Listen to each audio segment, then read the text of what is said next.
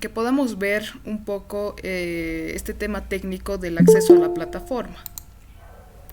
¿Alguno ha tenido alguna dificultad para poder ingresar?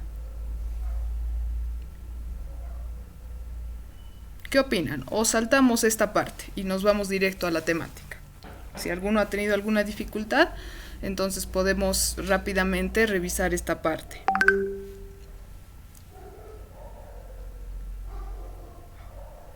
¿Qué opinan, colegas?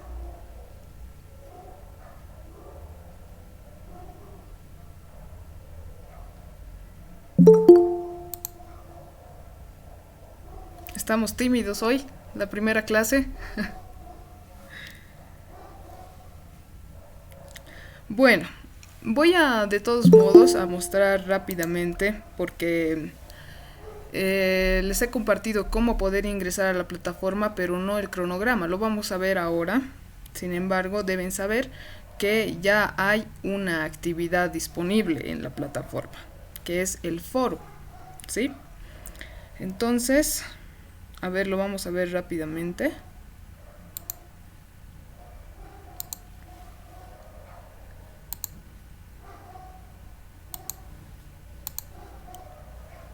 Por favor, me confirman si pueden ver la pantalla.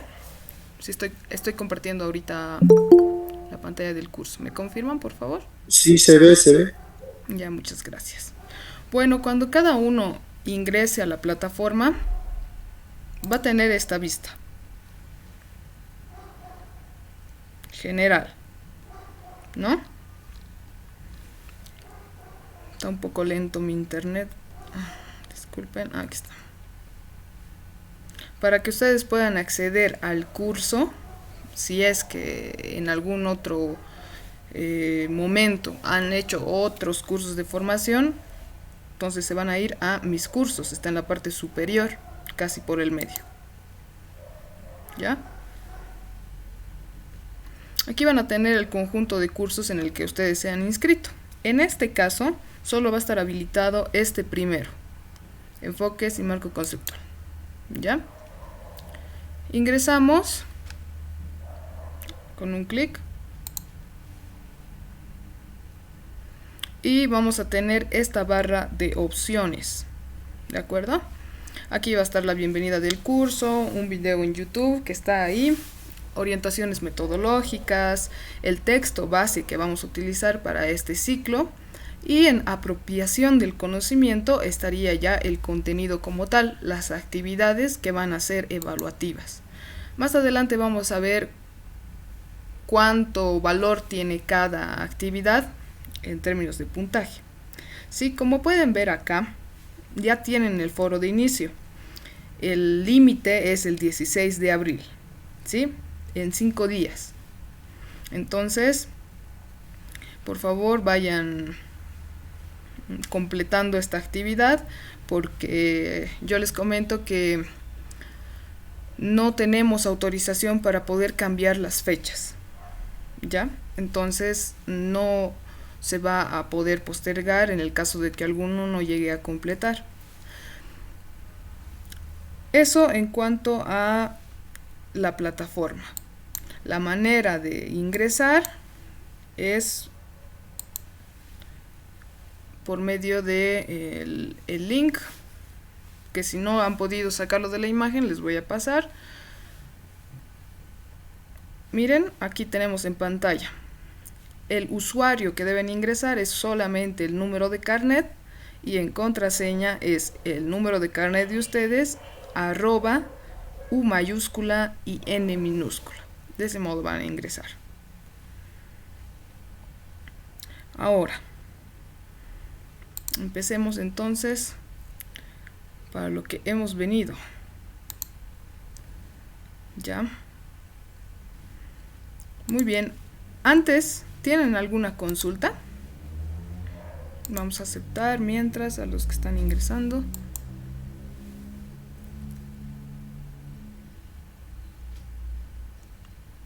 ¿Todo bien?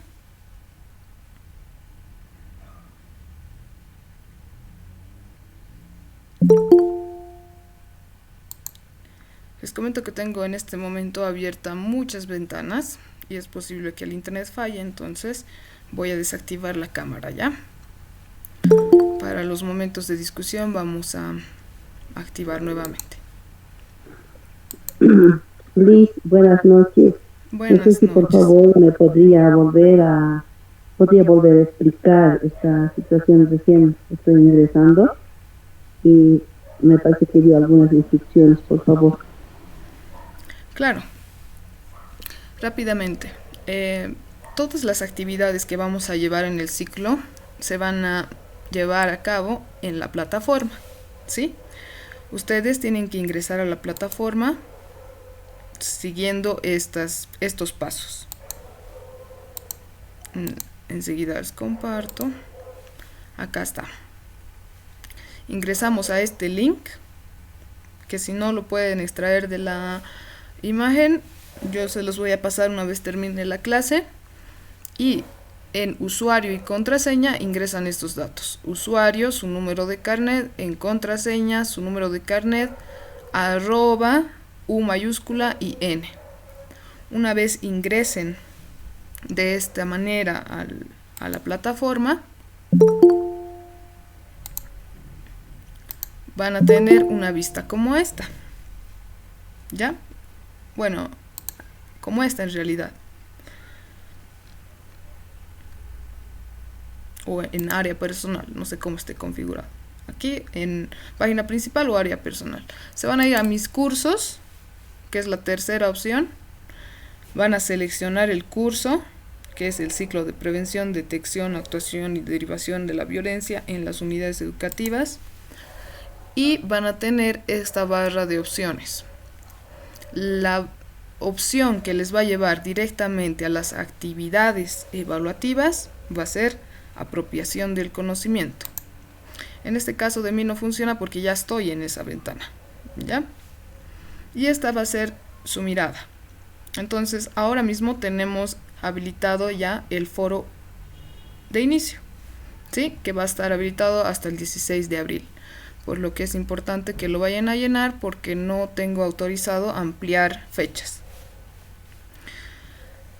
Eso por ahora. Aquí van a estar todas las actividades, como ven, el cuaderno formativo, el material audiovisual. Aquí vamos a poner la grabación de esta sesión, las diapositivas, y al finalizar la clase vamos a llamar asistencia.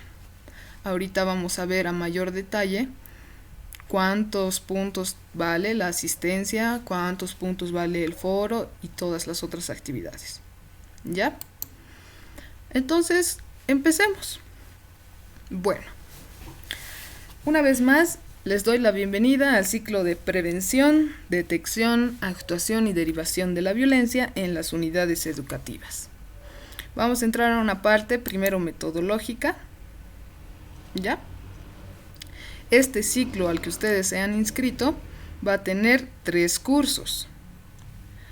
Cada curso, 3 temas. Por eso vamos a tener en cada curso 3 clases.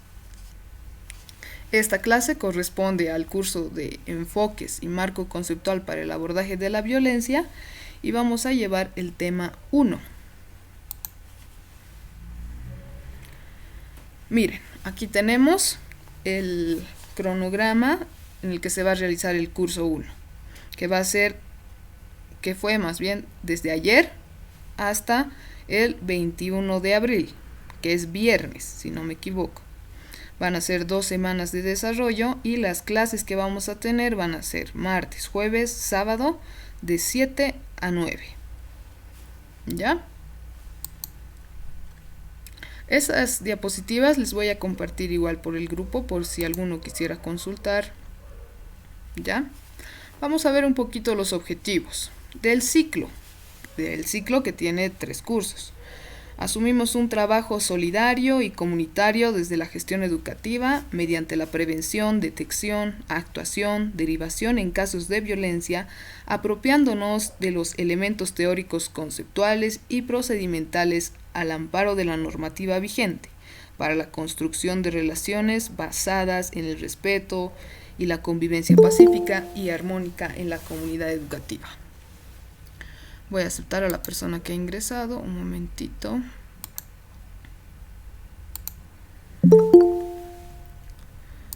Seguimos ingresando. Y el objetivo del curso, ¿cuál es? Conocemos los enfoques y el marco conceptual para el abordaje de la violencia. Vamos a ver entonces conceptos en este curso. Mediante el análisis y la reflexión de casos de estudio para evitar la vulneración de derechos, fortaleciendo los valores de equidad, igualdad y justicia. Este curso, esta primera sesión, el primer tema que vamos a llevar, es más teórico. Vamos a ver algunos conceptos, vamos a reflexionar de algunas situaciones. Y el segundo tema sé que les va a gustar más, que lo vamos a llevar el día jueves, que son los planes de convivencia pacífica. Pero bueno, ahora consideraciones del curso. La evaluación. Miren, cada curso, miren, el ciclo tiene 3 cursos, ¿verdad?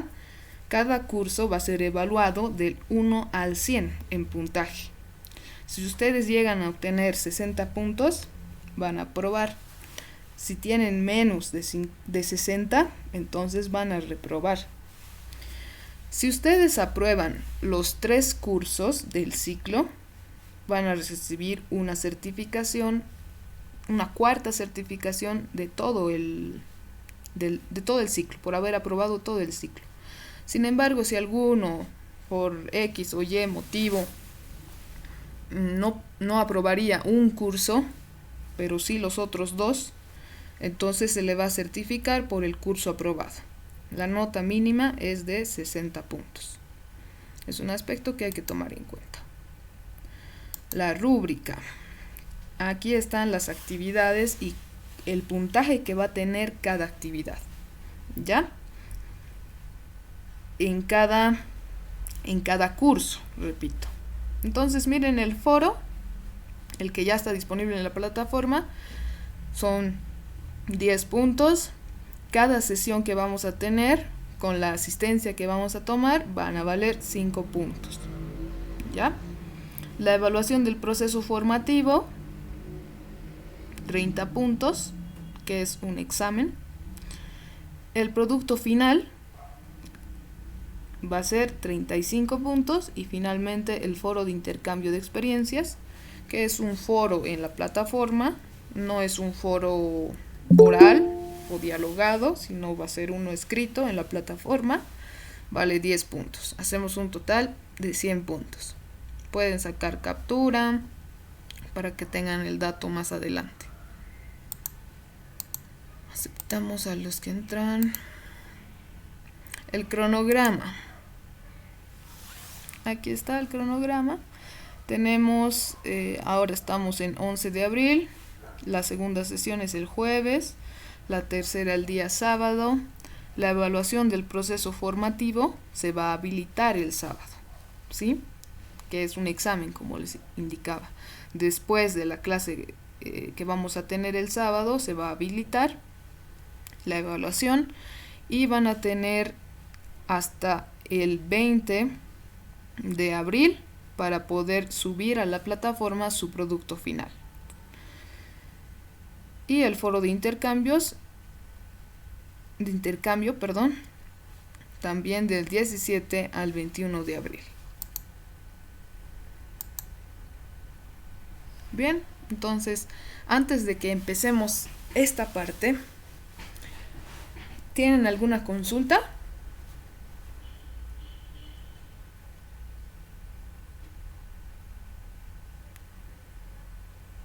No, ninguna.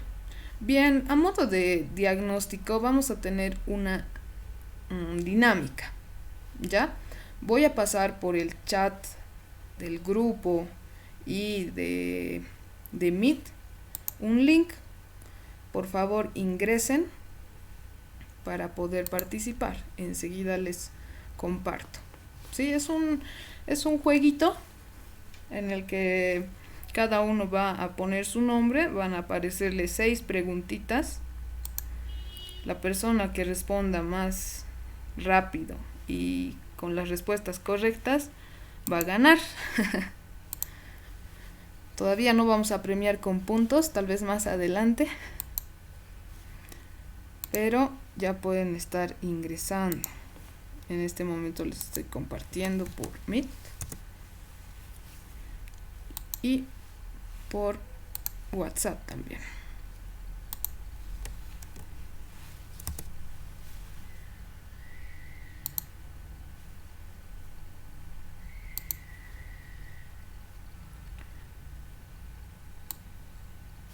Si les pide un código, cosa que no va a ser el caso de todos, van a ingresar el siguiente número, que también lo voy a poner en el chat, ¿ya? Si les pidiera, cosa que no va a ser el caso de muchos. Y cuando estemos listos voy a iniciar el juego, ¿ya? Y vamos a compartir a ver qué tal van las respuestas. Vamos ingresando. Ya tenemos varios, 8 participantes, 9. Dice, buenas noches, a mí me pide mi nombre. ¿Cómo? A mí me pide el nombre, me pide. ¿Está No, bien? mi nombre lo coloca. Sí, sí, ponga un nombre si quiere, o ponga su apodo también si quiere. Gracias. Adelante. Ya estamos 11, 13. Ah, muy bien, todos han ingresado. Llegamos a 20 y vamos a iniciar. Mientras les comparto la pantalla para que los que por alguna razón no se puedan unir o no quieran participar, entonces puedan seguir. Ya. 24, ya está. Iniciamos entonces. Suerte.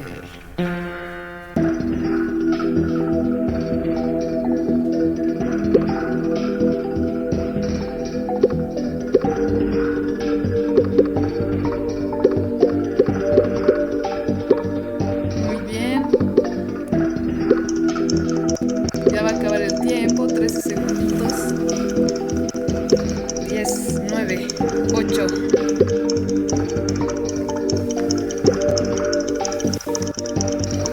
1, 0. Siguiente pregunta. ¿Listos?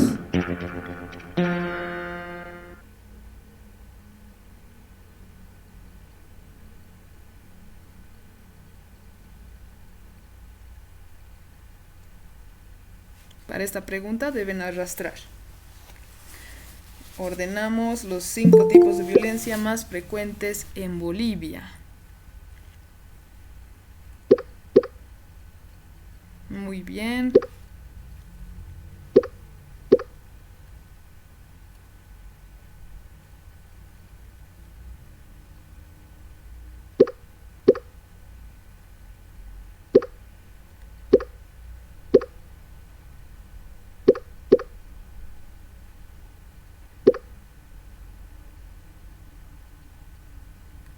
Ya la mitad, ya resolvió la mitad.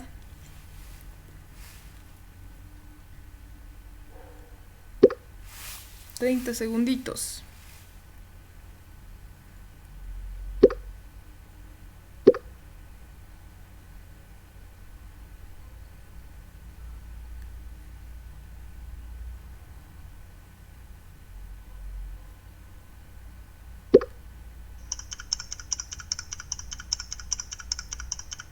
$10 segundos.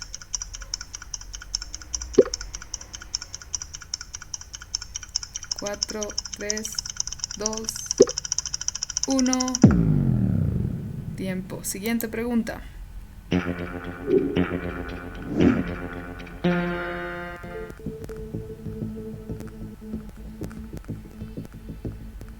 Hasta ahorita va ganando Lu. Aquí solamente tienen que poner el número de la ley, que estoy segura que todos saben.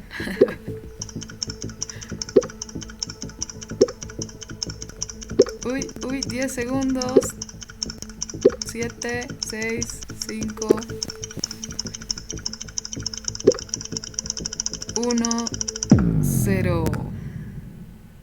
Siguiente pregunta, ya casi acabamos.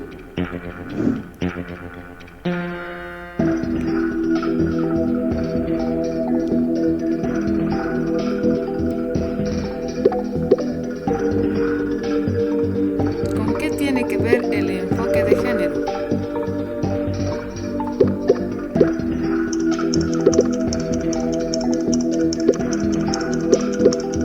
Segundos.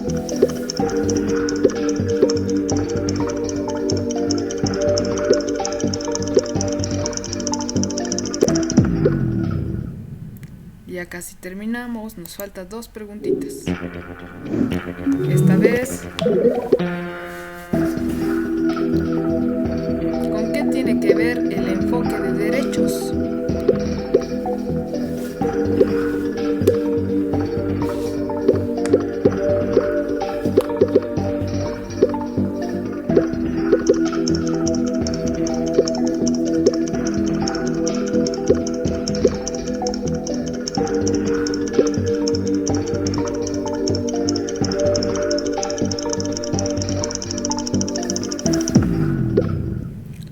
Última pregunta y después vemos quiénes van a ser los primeros 5 mejores.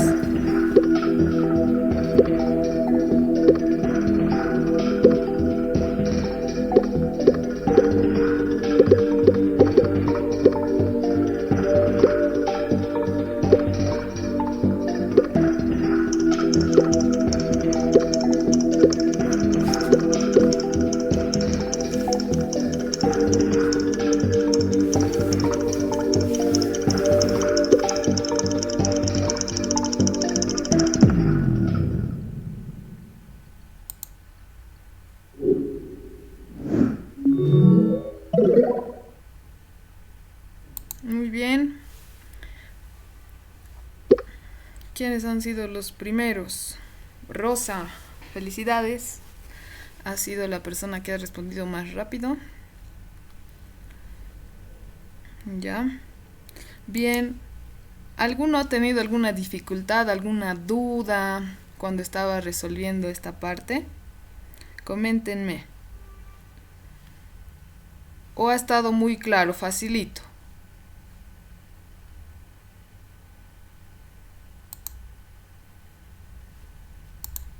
¿Qué dicen?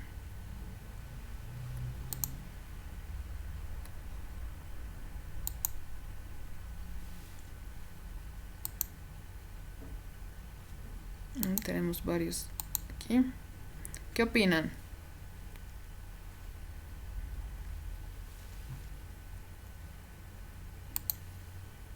Bueno, los 5 primeros han sido Rosa, Alejandro, Rosemary y Lourdes. No, Lourdes y Edwin. Los 5 más rápidos. Gracias por participar. Ahora vamos a ver las respuestas, ¿no? Yo les voy a compartir en este momento una estadística muy importante y que nos tiene que llevar a la reflexión de por qué será que estamos tomando un curso de prevención, detección de violencia. ¿Por qué será tan importante?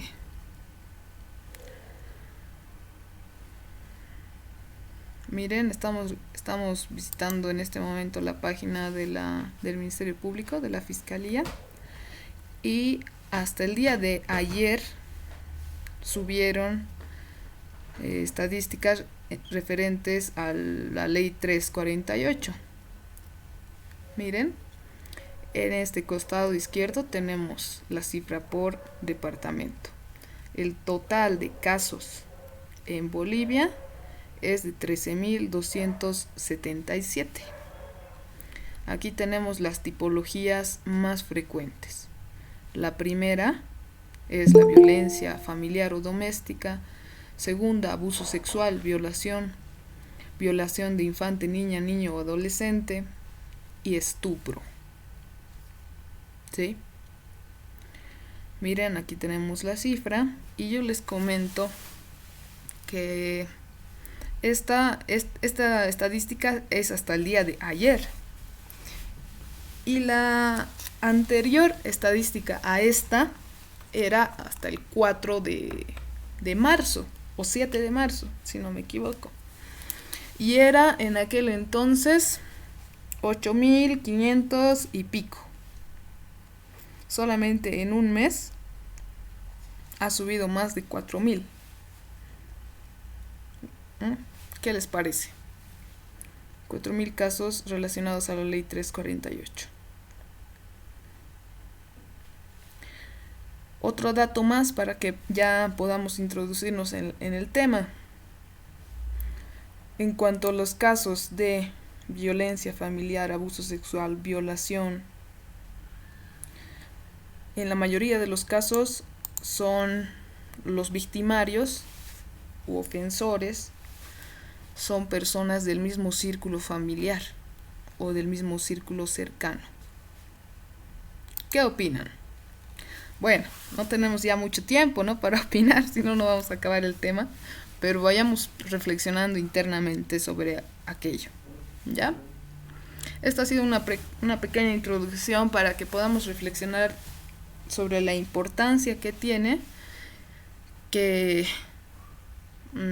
profesionales como ustedes estén pasando estos cursos para fortalecer los conocimientos que ya tienen, aprender algunos nuevos, compartir sus experiencias, porque la situación de la violencia en el país es real, no es un invento, no es solo noticias y no es solamente números, ¿ya? Entonces, avancemos. El tema 1. Enfoque de derechos, género y generacional. Eso vamos a llevar hoy. ¿Ya? ¿Qué entendemos por enfoque de derechos?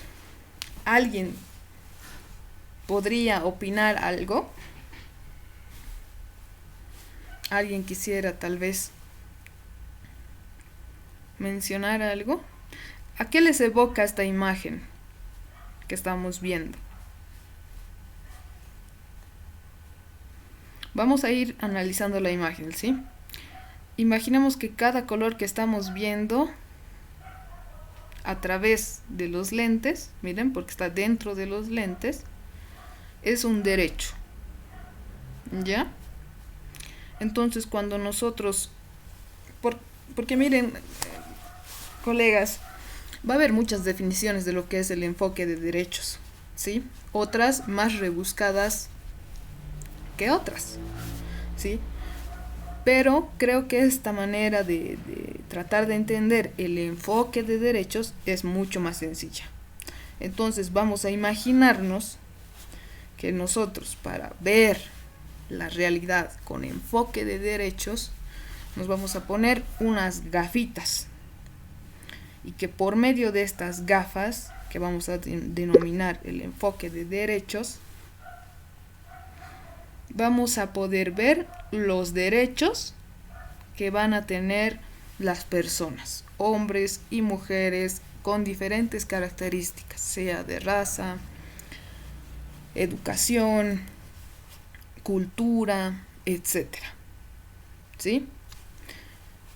Entonces, cuando nosotros estamos hablando del enfoque de derechos, estamos hablando de tener una visión enfocada en los derechos de las personas. ¿Por qué será que estamos viendo en la imagen que algunos, por ejemplo, miren, este color, el anaranjado, no lo tienen todos, ¿no? Es decir, tenemos la normativa y te dice que todos tenemos derecho, somos iguales ante la ley, pero no todos tienen el color anaranjado, o no todos tienen el rosado, o no todos tienen el verde, ¿sí?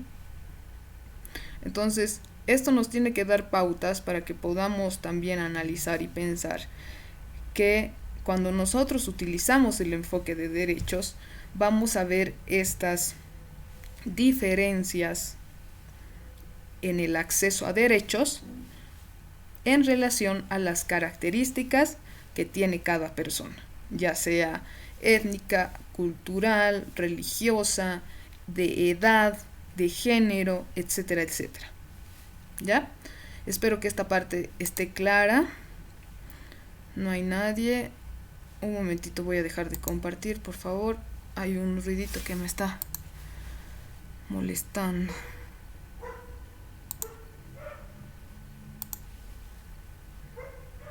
Ya.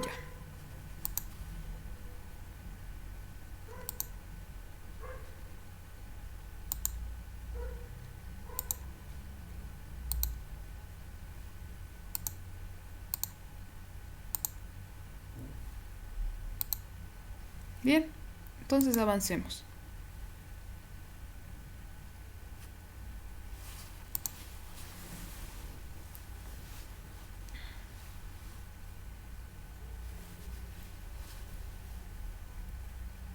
El internet está un poco lentito, entonces paciencia, por favor.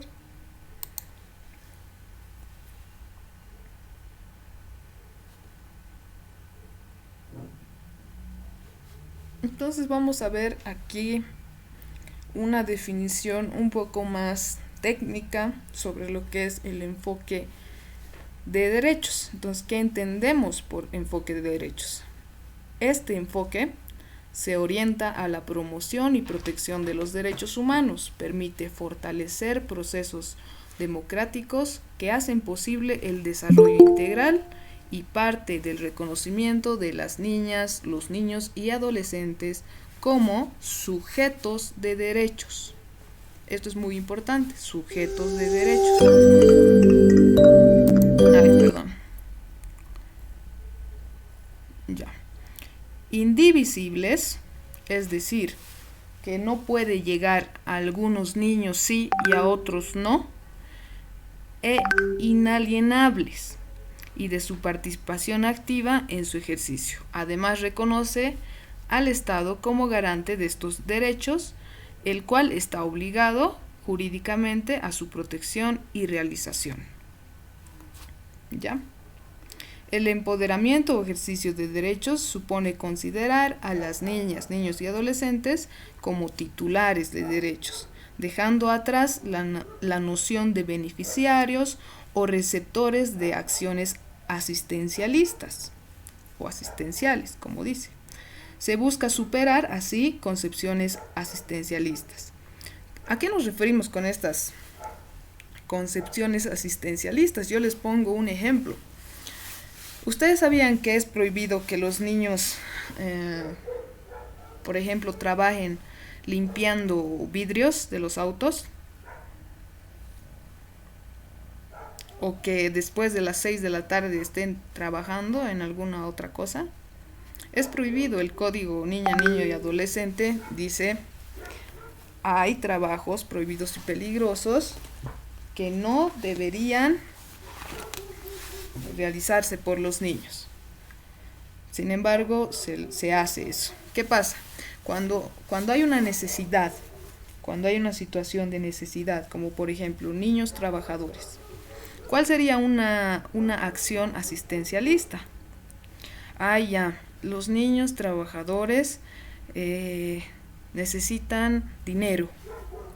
Entonces, si nosotros le damos una escobillita nueva y un baldecito, entonces le vamos a ayudar a que tenga más platita. Esta acción es asistencialista. Primero, que pretende solucionar una necesidad, pero en realidad la está profundizando, ¿sí? Está yendo en contra de la ley. Y segundo, que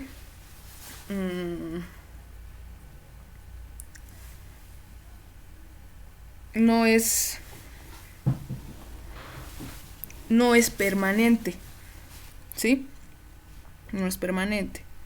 Entonces, continuemos.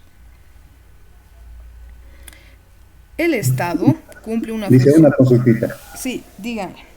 En relación a este término asistencialista, ¿qué opinión merece el bono Juancito Pinto con relación a lo que está explicando Liz? una opinión personal. Bueno, se han hecho encuestas a lo largo del tiempo en relación al bono Juancito Pinto y resulta que los estudiantes no son los que administran este dinero. Lo hacen los padres en la mayoría de los casos. En algunos casos seguramente será para útiles escolares y en muchos otros no. Entonces, si no se está cubriendo una necesidad o si se pretende cubrir una necesidad, pero en realidad esto se vuelca a otra situación, estamos hablando de una situación asistencialista. Si analizamos tal cual su definición. Ahora, claro, habrá personas que sí utilicen el dinero para cubrir alguna necesidad educativa, seguramente. Seguimos. Cuando nosotros hablamos de enfoque de derechos, colegas, tenemos que tomar en cuenta los principios que tiene el enfoque de derechos. ¿Ya? Estos van a ser el interés superior del niño, la no discriminación, vida, supervivencia y desarrollo y la participación. Vamos a ver cada uno a un poquito más de detalle. El interés superior del niño. ¿A qué nos referimos con esto? Implica el deber de proteger y privilegiar los derechos de las niñas, los niños y adolescentes sobre cualquier otro interés. Esto quiere decir que toda institución o cualquier autoridad en todo espacio de acción, sea de protección, de bienestar social, judicial, legislativo, sea de alguna institución pública o privada, en todas las decisiones que tome y que tengan que ver con la infancia, con las niñas y adolescencia, debe considerar el máximo bienestar para el desarrollo integral de las niñas, los niños y adolescentes, cuidando resguardar el goce de sus derechos y garantías sobre toda otra consideración. Entonces, sobre esta definición un poco larga, ¿qué nos tenemos que llevar? Que la niñez y adolescencia es una prioridad para el Estado y todas sus instancias, sean de protección, sean judiciales, sean instituciones públicas, privadas, para la sociedad, es una prioridad. ¿Por qué? Porque hay el interés superior del niño. Pero, ¿qué elementos se consideran al evaluar el interés superior en una situación concreta? La opinión de la niña, niño o adolescente, su identidad, su cuidado, protección y seguridad. A ver, esto no. Esto creo que es la anterior versión, ya no importa. Sigamos. ¿Qué otros aspectos? Su derecho a la salud y la educación, la necesidad de equilibrio entre sus derechos, garantías y deberes, en situación de vulnerabilidad, su condición específica como persona en desarrollo, la opinión, también es importante, la opinión de la madre, el padre, ambos padres, guardadora o guardador, la preservación del entorno familiar y el mantenimiento de las relaciones. Si nosotros cuidamos todos estos aspectos, estamos cuidando el interés superior del niño. La no discriminación, otro principio. Este es el principio por el cual las niñas, los niños y adolescentes son libres e iguales con dignidad y derechos, pues establece que todos sus derechos deben ser reconocidos y estar sujetos a la jurisdicción del Estado. Sin distinción alguna, no importaría la raza, religión, color, género, idioma, nacionalidad, situación socioeconómica, la opinión política, por padecer algún tipo también de discapacidad o algún impedimento físico o cualquier otra situación o condición de sus padres o sus representantes legales, su tutor o cuidadores. ¿Sí? No tendríamos que tener ningún tipo de discriminación. Ese es un principio de el enfoque de derechos. Principio de vida, supervivencia y desarrollo. Este principio conoce el derecho intrínseco de toda niña, niño y adolescente a la vida y establece la obligatoriedad del Estado a preservar la vida y calidad de vida, ¿sí?, garantizando su desarrollo armónico en el aspecto físico, espiritual, psicológico, moral y social, en una forma compatible con la dignidad humana y considerando sus aptitudes y potencialidades. El concepto de desarrollo es considerado por el Comité de los Derechos del Niño como un concepto holístico, en el que se destaca el papel clave de las madres, los padres y la familia para el desarrollo del niño, ¿sí? Y la obligación del Estado es apoyarlos, protegerlos contra todo tipo de violencia y la explotación para su supervivencia y desarrollo en la máxima medida posible. ¿Qué nos llevamos de esto? El Estado tiene que preservar y garantizar que se pueda cumplir estos principios de vida, supervivencia y desarrollo, donde tenemos de manera holística un sistema que va a incorporar al niño, a sus padres, al Estado y todas las otras instancias, como también lo puede ser la escuela.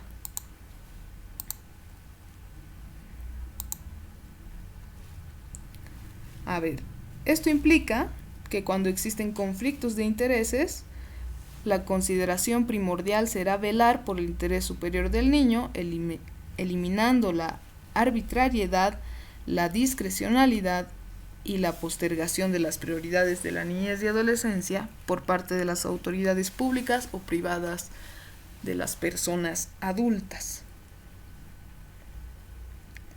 Miren, para que podamos llegar, y lo vamos a ver más adelante, para que podamos llegar a este punto en el que realmente cuidamos, o bueno, pretendemos cuidar según la legislación, porque eso, toda la normativa que nosotros tenemos para la protección de la niñez y adolescencia no significa que no haya casos de negligencia, ¿no? Por supuesto que los hay, pero el valor que se les da en este punto ha tenido que recorrer un largo camino.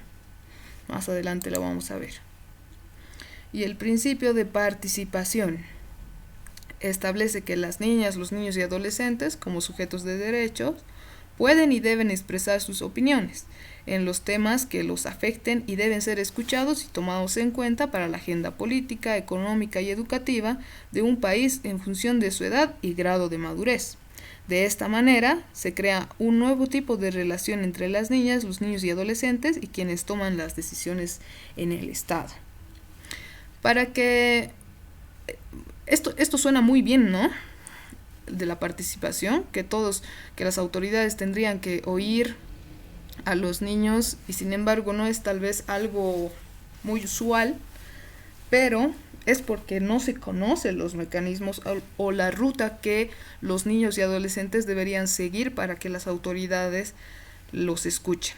Porque obviamente un estudiante, si un día así de la nada dice, no, yo tengo una petición, algo muy importante que decir, claro, puede ir a la prensa y poder comunicar, ¿no? Y de esa manera tal vez hacer llegar a las autoridades. Pero si no fuera el caso, tenemos en la legislación boliviana, según el Código Niña, Niño y Adolescente, la conformación de los comités municipales de niñez y adolescencia, que es la máxima instancia de participación de la niñez y adolescencia, ¿sí? Así lo determina la ley, y aunque no crean, cada año se realiza en todos los municipios del país. Bueno, tal vez en algunos no, pero se insta a que en la mayoría de los municipios se pueda tener este comité municipal. Algunos comités serán más activos que otros, ¿verdad? Pero tienen esta atribución normativa de poder ser la instancia máxima de participación de niñez y adolescencia. ¿Cómo se conforma este comité? Bueno, cada unidad educativa, fiscal, privada o de convenio, elige a sus representantes y estos van a ser elegidos democráticamente en las asambleas o reuniones que vaya a convocar el antiguo comité. De hecho, mañana creo, en La Paz, y creo que todos son de La Paz en este ciclo, hay una actividad del Comité Plurinacional de Niñez y Adolescencia, que es el comité de todo el país, y creo que van a dar el informe de gestión de cada municipio, cada departamento, y luego seguramente los resultados más importantes de algunos municipios. Continuamos, entonces, cabe recordar que un requisito básico para ejercer el derecho a participar es ejercer el derecho a la información, que debe permitir a cada niña, niño y adolescente, de acuerdo a su grado de madurez, tener la información necesaria para guiar sus decisiones, conociendo las alternativas y las consecuencias de las mismas. Entonces, muy importante, la opinión, no por ser prioridad, vamos a sobrevalorar algunas opiniones que no tengan fundamento o que no nazcan desde una necesidad o una experiencia. Entonces, es importante en este punto el derecho a la información, porque un niño, una niña y adolescente que están informados van a poder formar y estructurar su opinión de una manera más adecuada para ser escuchados. ¿Ya? Las características inherentes al enfoque de derechos son las siguientes. Tomamos en cuenta al Estado, perdón, la R se me fue. Tomamos en cuenta al Estado, que tiene el deber de proteger y garantizar el cumplimiento de derechos. Revisar el marco jurídico sobre los derechos de las personas y construir un marco formal de regulación de las relaciones sociales. Entonces vamos a ver en estos dos puntos que el Estado tiene que garantizar el cumplimiento de derechos y se hace una revisión del marco jurídico, de las normativas sobre los derechos, y que esto va a dar un panorama de igualdad ante todas las personas, porque vamos a decir, hacemos revisión de la normativa y como niños y adolescentes tienen estos derechos, ¿sí? Damos a conocer. Reconocer que la estructura social está fundamentada en relaciones sociales basadas en el poder. ¿Qué significa esto? Cuando hay una relación basada en el poder, significa que alguien tiene características que le favorecen a comparación de otra persona que no las tiene, ¿sí? Entonces, el poder entender que sí es real las relaciones de poder nos hace dar cuenta y nos hace ponernos también los lentes de enfoque de derechos para ver qué derechos no están cumpliéndose a cabalidad o a qué derechos la persona no accede y que genera esta relación de poder. ¿Ya? Enfatizar en la persona como sujeto integral biopsicosocial cuyos derechos son universales, indivisibles e integrales. Plantear la democracia participativa. Una democracia en el que los niños y adolescentes participen con una opinión fundamentada, basada en su necesidad, en su experiencia, y que sea tomada en cuenta por las autoridades. Suponer una institucionalidad centrada en el sujeto y efectividad de los sistemas de acción social y político-administrativas. Todas las instituciones tendrían que centrarse en las personas y tratar de hacer que los sistemas que se tiene por medio de las políticas públicas que los gobiernos tienen sean más efectivos. ¿Ya? Y ahora pasamos al enfoque de género. Y tenemos una imagen similar. ¿Ya? Entonces, es un poco confuso a veces. Y por eso ponía las gafitas, para que por lo menos esta parte sea muy muy claro para ustedes. ¿Ya? Con el enfoque de derechos, entonces nosotros podemos visualizar o entender, analizar el acceso de derechos que van a tener cada persona en relación a las características que ésta tenga. En el enfoque de género es similar, ¿sí? Tenemos a los hombres y mujeres en la mira, pero vemos que no todos los hombres son iguales, o no que todas las mujeres son iguales. Habrá mujeres y hombres, por supuesto, que jamás han sufrido violencia, jamás han ejercido violencia, y habrá otros que sí. ¿Ya?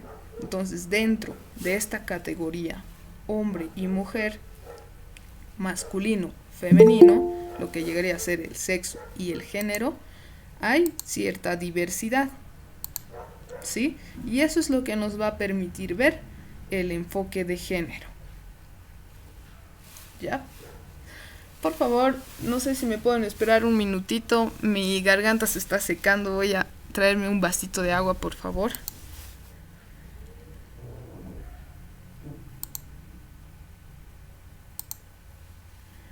Creo que alguien estaba levantando la mano. Rodrigo, adelante.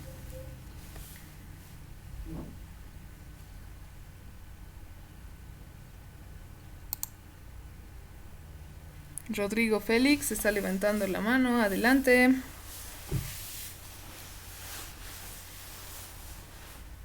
Lisa, buenas noches. Buenas noches. Lisa, tal vez alguna consideración a algunos, es que, por ejemplo, mi persona, estoy en mi unidad educativa y la verdad la señal está débil. Simplemente eso le hice y buenas noches. Ya. Bueno, a ver, vamos a terminar puntuales, no se preocupen, porque tengo una reunión después, entonces vamos a terminar puntuales. Espérenme unos segunditos, por favor, enseguida regreso.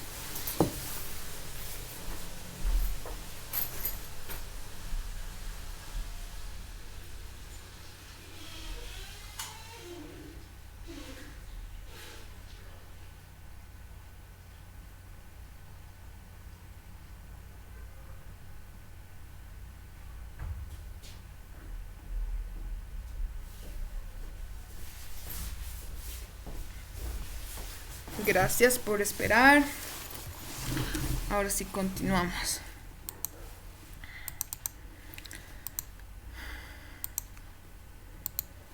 Vamos a ver en definición para comprender un poquito más lo que es el enfoque de género.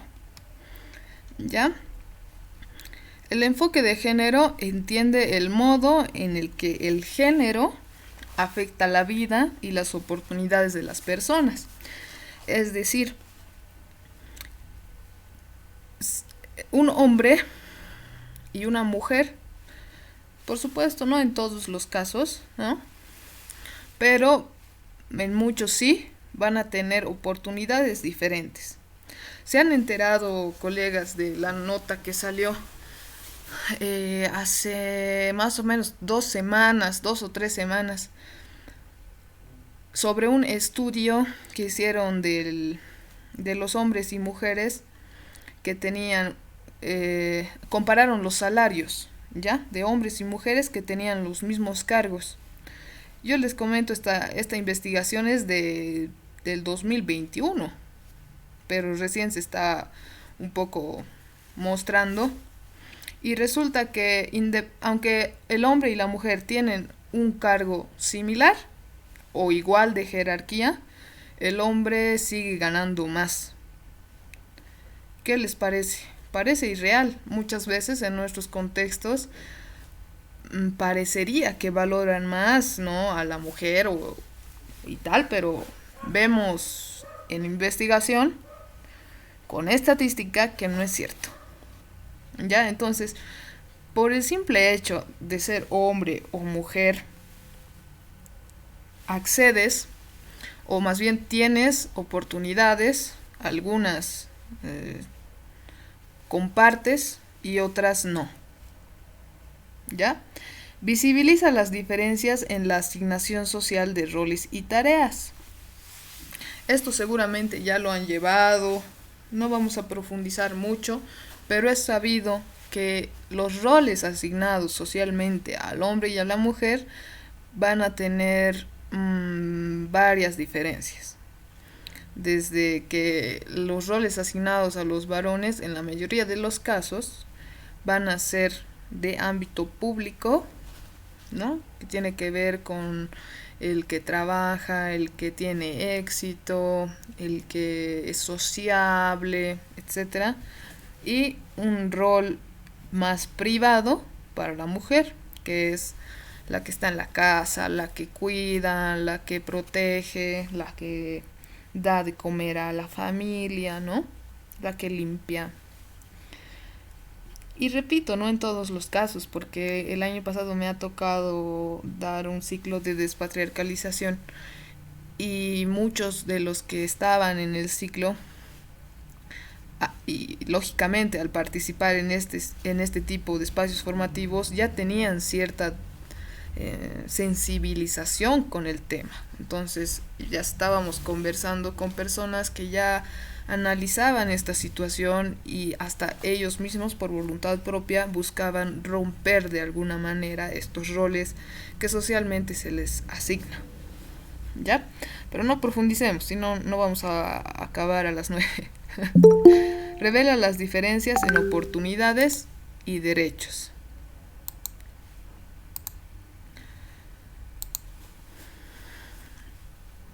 Otras. Evidencia las relaciones de poder originadas en estas diferencias. Se hace cargo de la vinculación que existe entre el género y otros aspectos, como por ejemplo raza, religión. Pregunta por los impactos diferenciados de las leyes y políticas públicas basadas en las diferencias. Y en respecto a esta parte,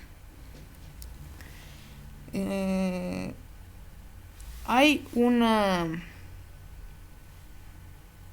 figura legal, no legal, jurídica, que se llama acción afirmativa.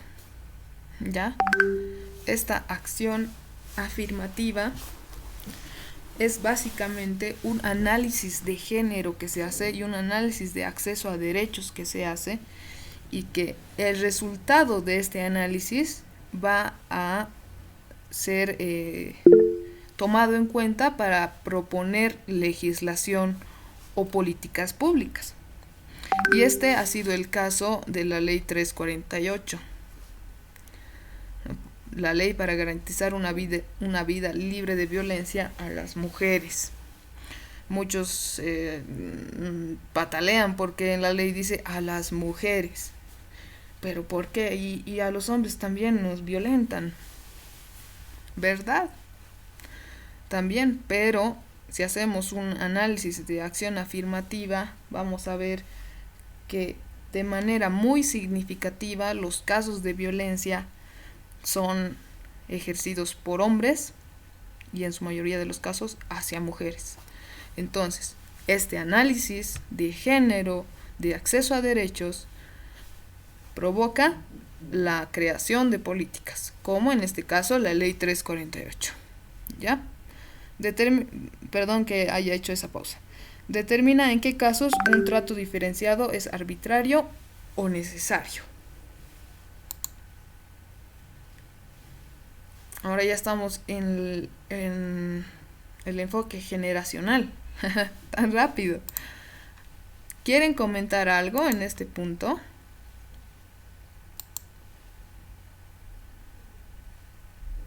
¿Qué opinan de la acción afirmativa? licenciada, digamos a nivel de jurídico, hay una protección a la mujer. Mm, Yo creo que aparte de sensibilizar, digamos, a la sociedad respecto a la violencia, también se debería trabajar en las instituciones educativas desde el nivel inicial las inteligencias emocionales, ¿no? Porque muchos de los problemas de violencia, de feminicidio, etcétera, se deben a que no sabemos, me incluyo, manejar nuestras emociones, no sabemos tomar contacto con la otra persona para entrar en un diálogo, en una comunicación. Tenemos muchos prejuicios. Entonces, la parte jurídica está bien, pero paralelamente a ella también debería darse esta educación de las habilidades socioemocionales que ahora sí se conocen, ¿verdad? ¿Mm? Ese es un comentario. Gracias, Lourdes, por su aporte. Es verdad, ¿no? Tenemos, de hecho, mm, leyes que son admiradas a nivel internacional. ¿Por qué? Porque están muy bien hechas. No se cumplen a cabalidad, eso lo sabemos todos, pero están muy bien estructuradas. Y el Código Niño y Adolescente, por ejemplo, también habla, ¿no?, de los planes de convivencia pacífica. En estos planes se tendrían que también tocar estos temas que menciona la colega, que son muy importantes, ¿no? Porque no basta solamente con la ley y no basta solamente con una capacitación, porque es algo que tiene que ser muy holístico y empezar desde el nivel inicial, como menciona la colega. Con el tiempo, yo espero que estas habilidades comunicativas podamos desarrollar, ¿no?, con el tiempo, porque nada se hace de la noche a la mañana, todo es un proceso. Si hacemos una comparación de ahora versus hace, no sé, pues 50 años, la violencia, y ustedes mismos pueden ratificar aquello, ¿no? Cuando ustedes, los colegas que estén mayores, estaban en unidad educativa, en colegio, ¿qué tal eran tratados por sus maestros, ¿no? Era diferente el modelo, era diferente el trato. Estamos mejorando poco a poco, y no le voy a dar el crédito a la legislación como tal, sino a la educación que como ciudadanos estamos adquiriendo. ¿Ya? ¿Alguien más quiere comentar algo?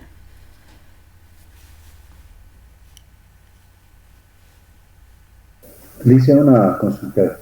¿Cuánto tiene que ver lo cultural en cuanto a esta igualdad, en cuanto al género, dice, en nuestra cultura específicamente? Tiene que ver mucho. Tiene que ver mucho. Pero hay teóricos que indican que, aunque no es muy válido, ¿no?, esto que les voy a decir, pero indican que antes de la colonia el hombre y la mujer eran valorados de la misma manera, lo que parece un poco ilógico, ¿no? Por la herencia cultural que las comunidades han ido adquiriendo. La mayoría de los casos de las comunidades tienen todavía un modelo muy machista, ¿sí?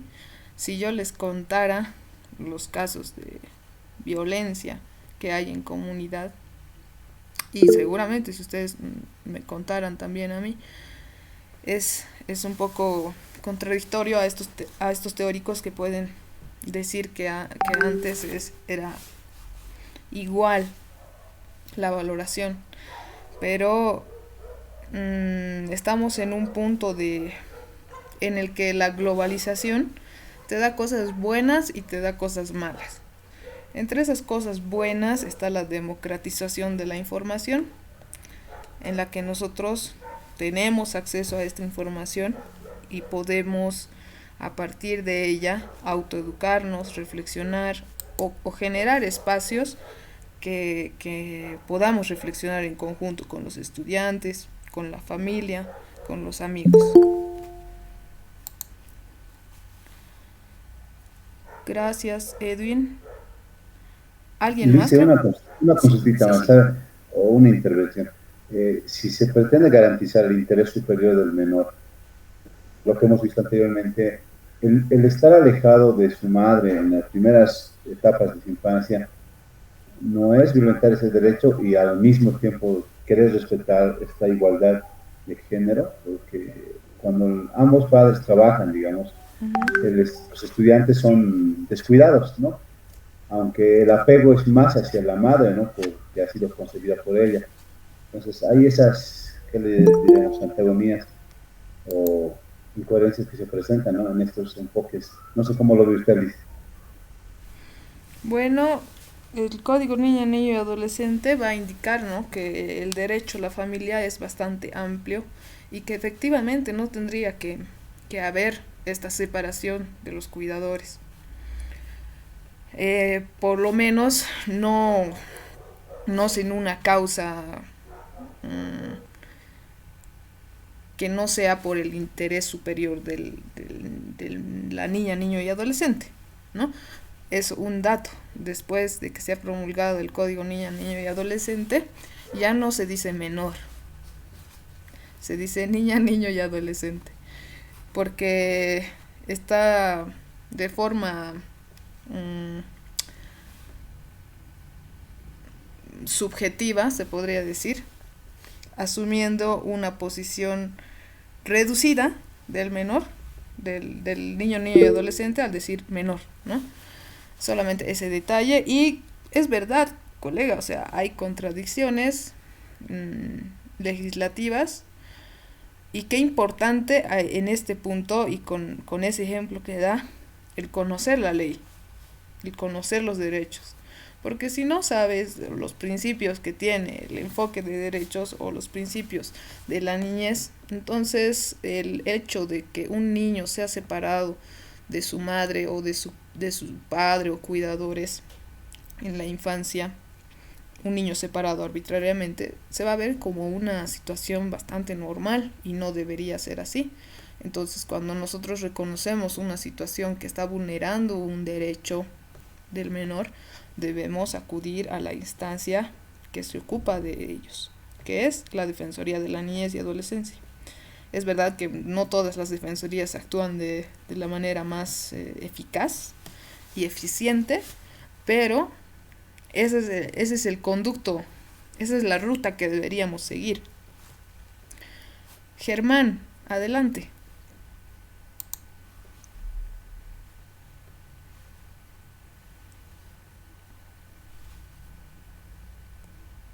Germán, le escuchamos. Bueno, en realidad no le escuchamos, creo que no funciona el micrófono.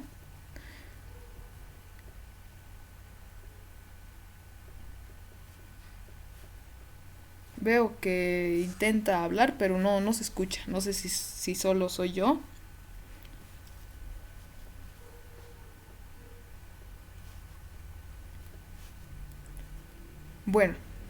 Bueno, Germán más adelante puede intervenir también.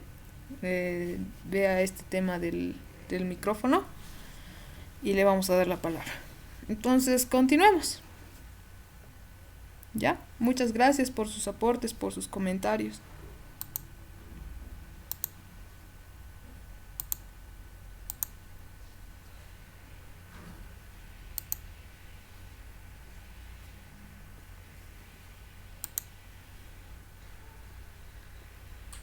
Ahora nos vamos a ir al enfoque generacional. Ya, su mismo nombre lo dice, ¿no? Las generaciones. A ver, veamos.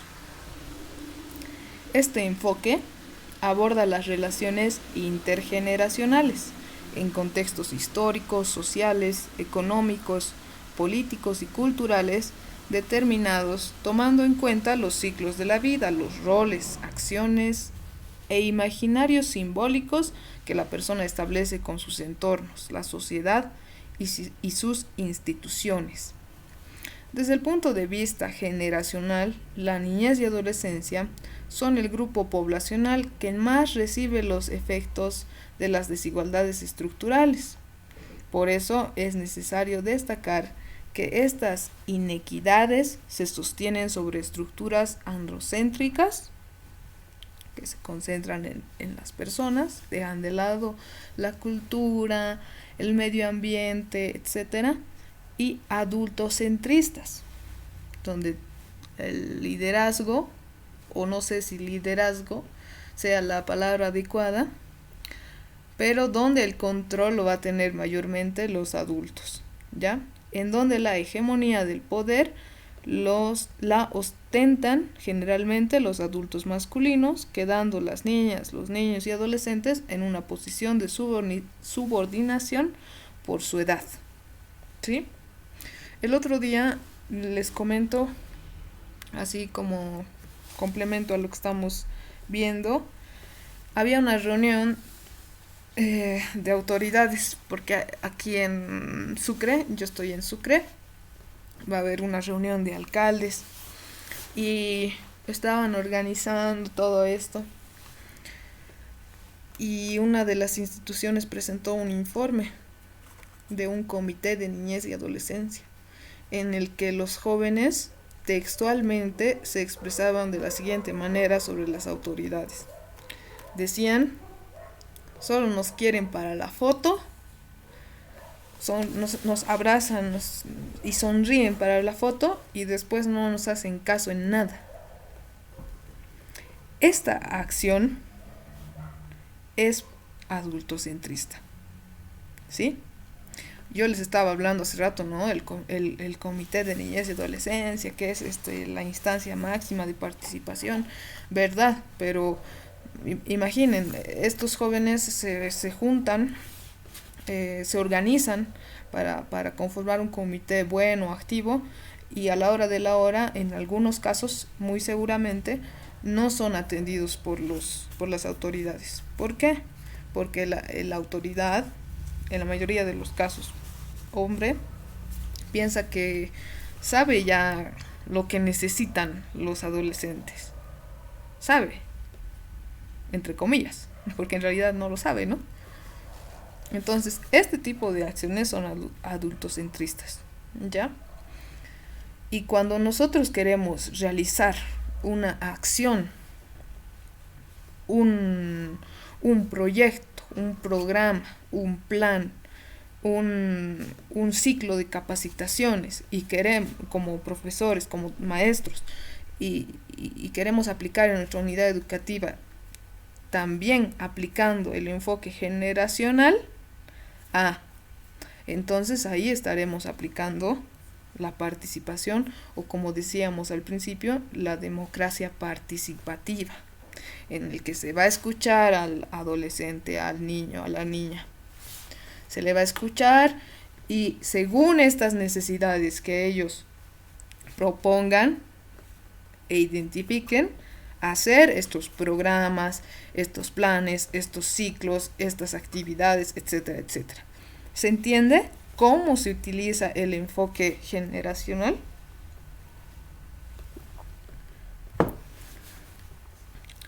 Seguimos. Licenciada. Sí. Mire, yo creo que está bien, digamos, dar su espacio a los niños, a los jóvenes, respecto a sus necesidades, a sus propuestas, inclusive porque ellos son muy creativos. Uh-huh. Pero a veces se malinterpreta. Le comento que hace unos 2 años atrás nos invitaron a los representantes del colegio, a los del gobierno estudiantil, Uh-huh. la posesión, ¿no?, de cada uno de ellos, liderado por los jóvenes de la Federación de Estudiantes de Secundaria, la FES. Y nosotros asistimos, ¿no?, con los jóvenes, como docentes del área. acompañamos el proceso. Pero resulta que estos muchachos líderes de la FES eran muy atrevidos, tenían una prepotencia que yo creo que cuando uno es líder tiene que saber ser diplomático, ¿no? Y me parece que eso falta, porque nos han tratado con la punta del zapato. Es más, no nos dejaron ingresar cuando en el instructivo de la dirección distrital decía que los chicos, y obviamente como son menores, tenemos que nosotros acompañarles, no podemos enviarlos solos, ¿no? Entonces, que ustedes no van a entrar, que esperen, van a entrar primero ellos. Inclusive cuando llegamos nos hicieron esperar en el pasillo los policías. Cuando ya entramos, ellos mostrándonos el reloj. ¿Y por qué tan tarde? Así, ¿no? Entonces, algo que a nosotros realmente nos molestó. Y les dijimos, pueden ser líderes, pero tienen que saber tratar a las personas con respeto. No puede ser que nos traten de esa forma, ¿no? Entonces, creo que también en ese aspecto hay que tener un equilibrio, ¿no? Y saber si uno ocupa un lugar importante dentro de la Federación de Estudiantes, pero también tiene que saber ser educado, porque eso, ser líder no quiere decir que va a maltratar a todos, ¿verdad? Claro. Ese comentario. Gracias por el aporte. Y se acuerdan que estábamos viendo en los principios, en el principio de participación, todo esto que es importante, que los niños, niñas y adolescentes participen, den su opinión, pero esto va de la mano con el derecho a la información, ¿no? Y ahí les indicaba, ¿no? Si no tenemos esto, si no proporcionamos información, y voy a centrarme en la información porque el tema moral y de valores es mucho más profundo, podemos llegar a estas situaciones, ¿no? En el que se les suba la cabeza la participación y no más bien a partir de ese poder que han adquirido empiezan a vulnerar los derechos de las otras personas, ¿no? Puede ocurrir, claro. Entonces, qué importante es que los líderes estudiantiles y la participación que se vaya a realizar sea una participación previamente formada, previamente sensibilizada, ¿sí? Entonces, el rol del maestro, de la maestra en este tipo de situaciones es encaminar, porque recordemos también que los jóvenes están en un desarrollo neurocognitivo que muchas veces ni ellos entienden y se equivocan. Muchas veces se dejan llevar por la emoción o se dejan llevar por esas percepciones que ellos tienen, ¿no? Entonces, evidentemente yo no aprobaría ese tipo de comportamientos, pero sí se pueden encaminar, ¿no? Y es, de hecho, cuando un adolescente, un niño o niña es corregido de la manera adecuada, va a ser un aprendizaje que lo va a llevar toda su vida, ¿no? Como comentario también. Muchas gracias, colega. Ahora sí continuamos, porque si no, no vamos a acabar. Nos vamos a quedar hasta tarde.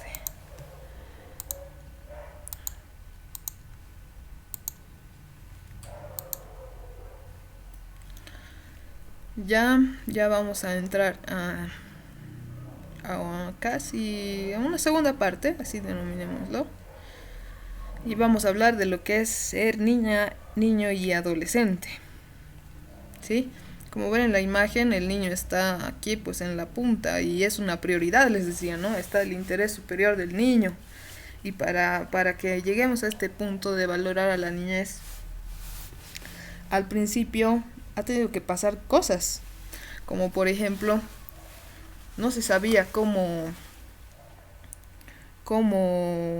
atender a los niños, entonces se adaptaban, esto no a nivel nacional, esto ha sido a nivel internacional en Estados Unidos, se adaptaban protocolos para animales que sean utilizados en niños, ¿sí? Esto lo pueden profundizar en el libro que tenemos de apoyo. Ahí van a encontrar un link donde van a poder profundizar más en este tema. Pero, ¿qué dice la legislación boliviana? Los infantes se considera desde los 0 a los 2 años. Los niños de los 2 años a los 12 años de edad. Los adolescentes de los 12 a los 18. Y los jóvenes de los 18 hasta los 30. ¿Sí? Algunos datos. A nivel nacional, un joven o señorita puede tener conflictos con la ley y tener sentencias, no sentencias, digamos, bueno, sí se podría decir sentencia, ¿no? En centros de reintegración o hasta en algunos casos graves cárcel a partir de los 14 años. ¿Sí?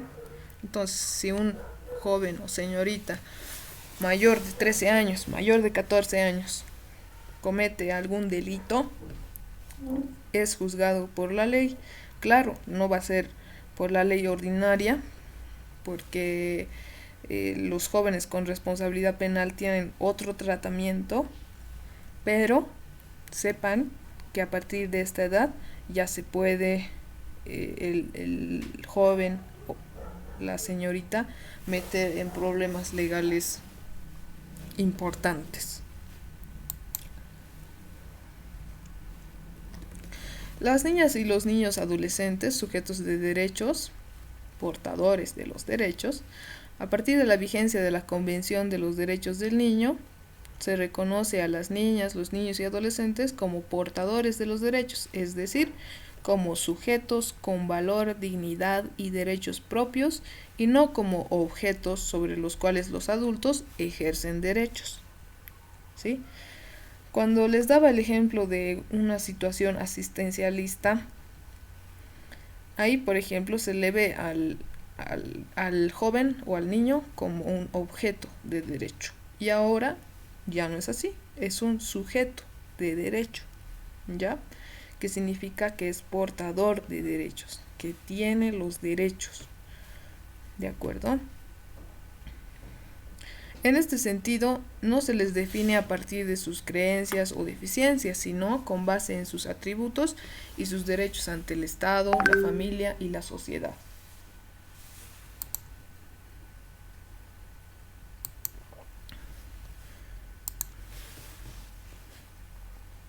Ahora vamos a ver un poquito sobre quiénes son los actores del enfoque de derechos desde la perspectiva de la niñez y adolescencia.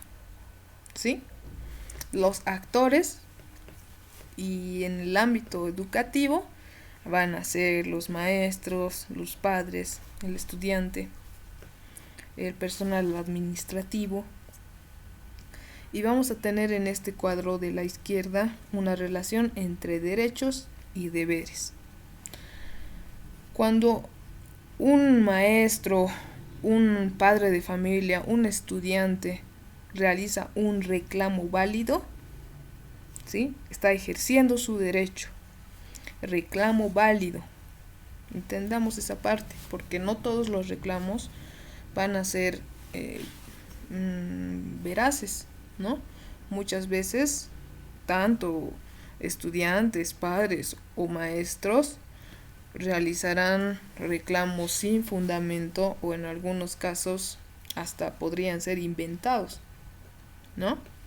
Entonces, cualquier actor que realice un reclamo válido, está ejerciendo su derecho, ¿sí?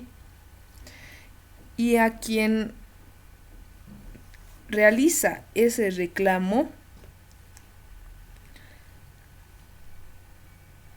tiene la obligación de cumplir, ¿sí? ¿Por qué? Porque se está reclamando en relación a un derecho, en relación a que ha ocurrido alguna situación que ha vulnerado un derecho.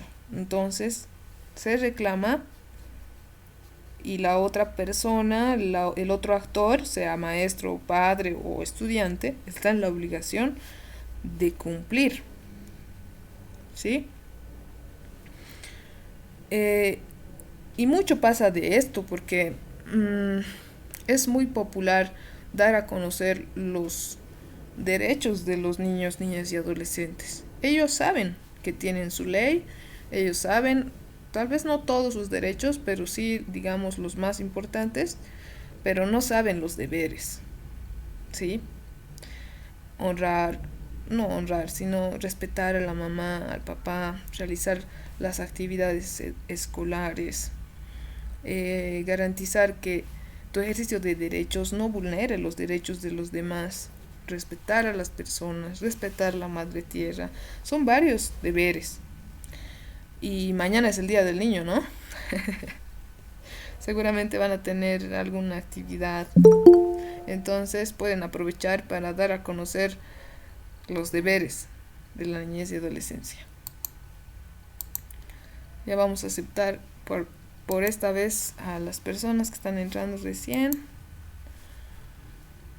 El Estado y la familia, garantes de derechos, los portadores del deber, ¿sí?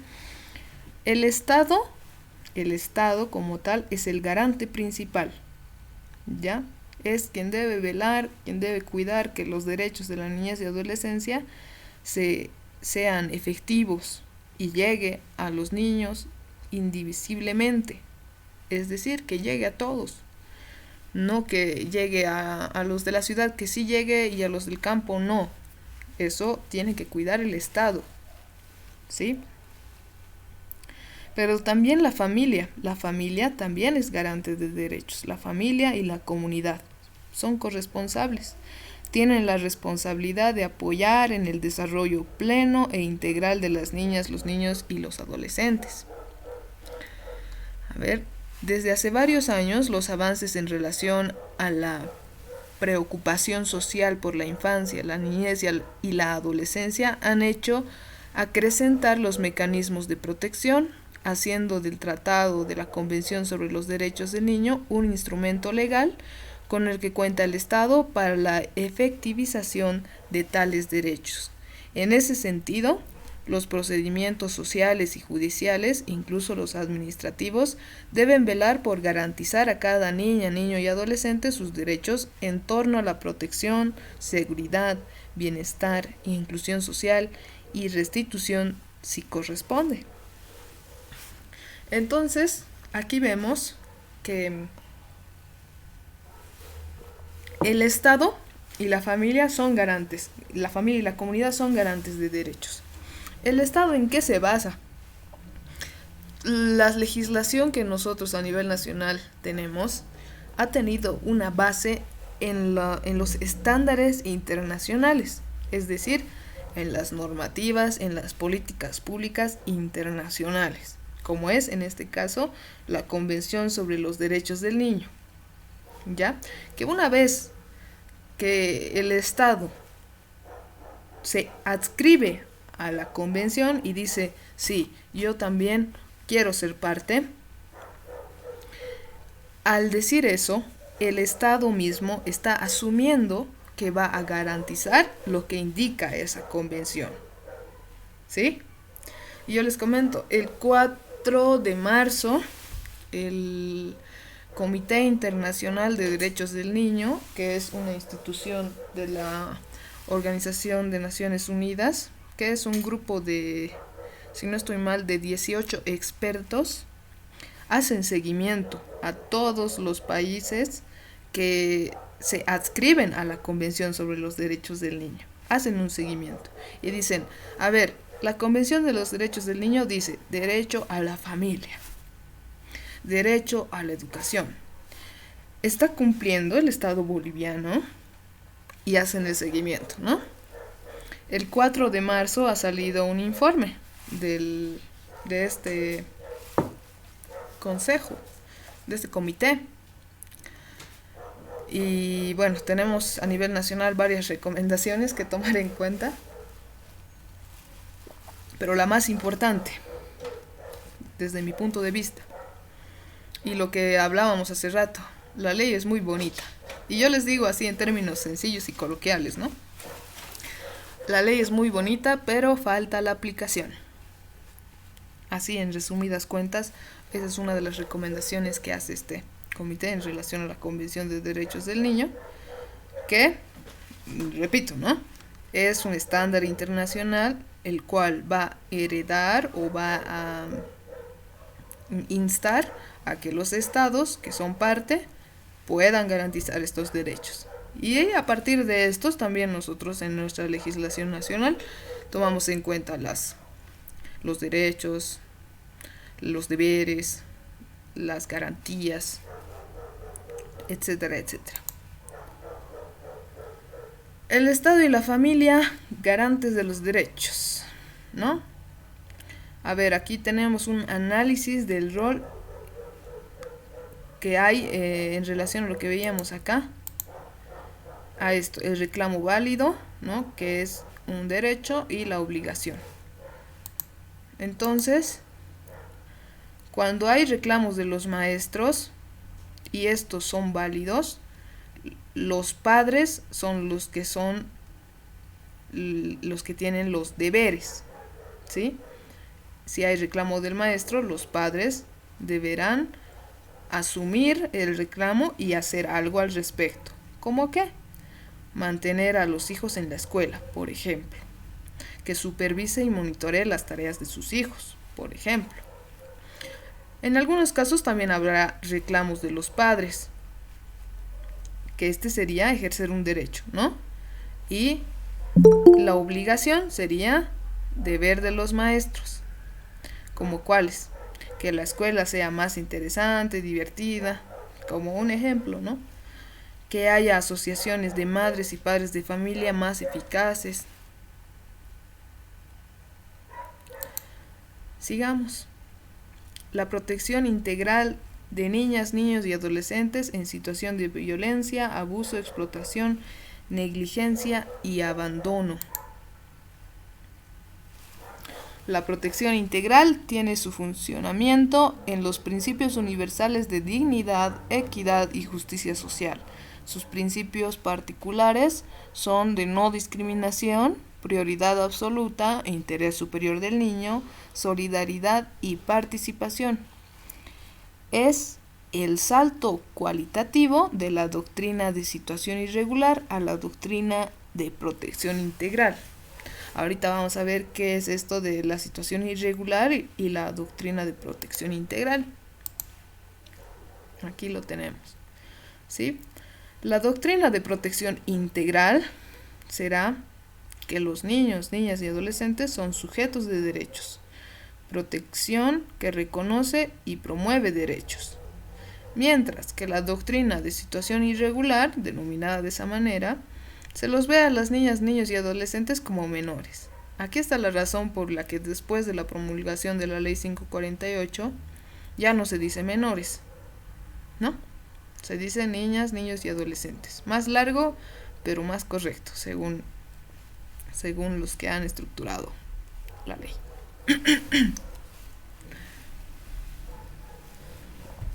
Objeto de protección. Protección a menores. Protección que viola o restringe derechos. Cuando hay este adultocentrismo y se piensa que se sabe todo, se sabe la necesidad que tiene el adolescente, la niña, niño, y más bien en el intento de proteger se está vulnerando o se está restringiendo el acceso a ciertos derechos.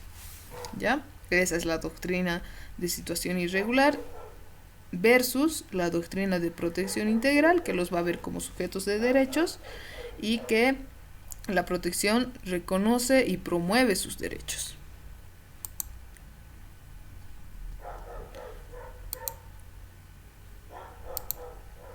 Ya, protección integral. Aquí tenemos, ¿qué es la protección integral? Políticas públicas universales destinadas a generar condiciones para la satisfacción de los derechos colectivos y difusos. Disfrute universal de derechos, como por ejemplo la convención que mencionábamos antes, ¿no? Son políticas públicas universales y que están destinadas a que se genere condiciones para que se cumplan los derechos, ¿ya? Y las políticas especiales destinadas a entender determinadas circunstancias que provocan situaciones de vulnerabilidad. Protección ante violaciones de derechos. Por ejemplo, yo les doy un ejemplito para que esta parte sea clara. Aquí en Sucre tenemos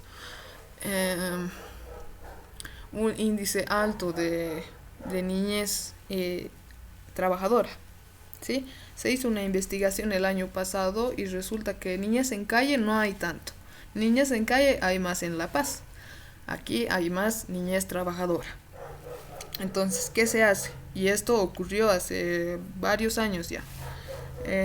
Tenemos que hacer algo porque se está vulnerando el derecho a acceder a la educación, a vivir bien, a la dignidad, a la recreación y esparcimiento, porque estos niños dejan de hacer todo eso para trabajar. Entonces, ¿qué podemos hacer? Una política específica. Se hace lo que en aquel momento era el programa de alimentación, ¿cómo era? No me acuerdo el nombre. Ahora se llama, pero Programa Social de Atención a Niñez Trabajadora, algo así es. Ahora, antes no era ese nombre. ¿Qué les dan en este programa, en esta política especializada? Les ayudan a hacer sus tareas, les dan comida, ¿sí? Les dan desayuno, almuerzo, y les dan atención social y psicológica. ¿Ya? Esa es una política específica que va a pretender la protección ante la violación de derechos en específico, en este caso a los derechos que antes les he mencionado. ¿Ya? De este modo, con políticas especializadas que nacen también de políticas públicas universales, se pretende la protección integral.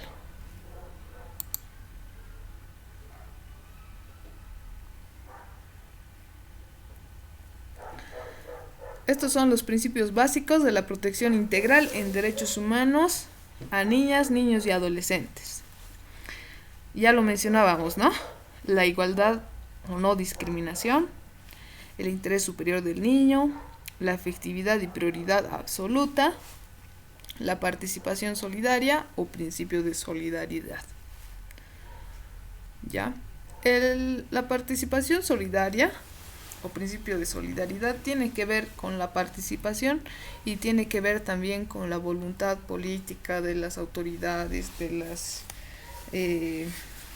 figuras de autoridad, como también lo son los directores, los maestros, la sociedad, las familias, los empleadores. ¿Ya? Y aquí tenemos algunos grupos de derecho. Grupo de supervivencia. Aquí está el derecho a la vida, a la salud. El grupo de desarrollo. El derecho a la educación, a la cultura, a la recreación, a tener un nombre, nacionalidad, a tener libertad de pensamiento, conciencia y religión. Aquí está el grupo de participación, que estaría el derecho a la libertad de expresión e información, el derecho a la opinión, el derecho a la asociación y el grupo de protección especial. Protección contra toda forma de explotación, perjuicio, abuso físico, mental, maltrato o descuido, derecho a tener asistencia humanitaria a refugiados, proceso justo contra la venta, el secuestro o la trata, protección contra el uso ilícito de estupefacientes. Ya aquí tenemos los 4 grandes grupos de derechos. Y ya para finalizar y pasarnos a algún comentario y a la lista de asistencia, se me está yendo la voz, espero que me estén escuchando. Se le escucha, licenciada. Gracias. Las condiciones que afectan el ejercicio de derechos de niñas, niños y adolescentes en situaciones de violencia, abuso, explotación, negligencia y abandono. ¿Qué afecta el ejercicio de los derechos de las niñas y adolescentes? La inobservancia, es decir, la omisión o negación de acceso a un servicio, el incumplimiento de deberes y responsabilidades inaludibles que tienen las autoridades administrativas, judiciales, tradicionales, nacionales o extranjeras, la sociedad civil y las personas en general, de garantizar, permitir y procurar el ejercicio pleno de los derechos de la niñez y adolescencia dentro del territorio o fuera de él. Aquí entonces vemos, colegas, decíamos, ¿no? El Estado, la familia y la comunidad son garantes de derechos, deberíamos todos instar a que se cumplan los derechos, a que todos los niños accedan a estos derechos, ¿ya? Pero a veces ocurre la inobservancia, ¿sí? Nos hacemos a los que no estamos viendo. Entonces ahí es cuando esta situación afecta y provoca que no se llegue a la efectivización de los derechos en algunos niños y adolescentes. La amenaza, toda situación de inminente riesgo para el ejercicio de los derechos de la niñez y adolescencia. La vulneración, toda situación de daño, lesión o perjuicio que impide el ejercicio pleno de los derechos de la niñez y adolescencia. ¿Sí? Estas situaciones afectan e impiden en algunos casos que se pueda efectivizar los derechos de la niñez y adolescencia. Bueno, eso sería para el día de hoy y voy a dejar de grabar para si tienen algún comentario o consulta. La grabación va a quedar para los compañeros que no ingresaron, aunque hemos tenido buena participación. La última vez que me fijé estábamos 52, ahora no sé. ¿Tienen algún comentario, alguna consulta?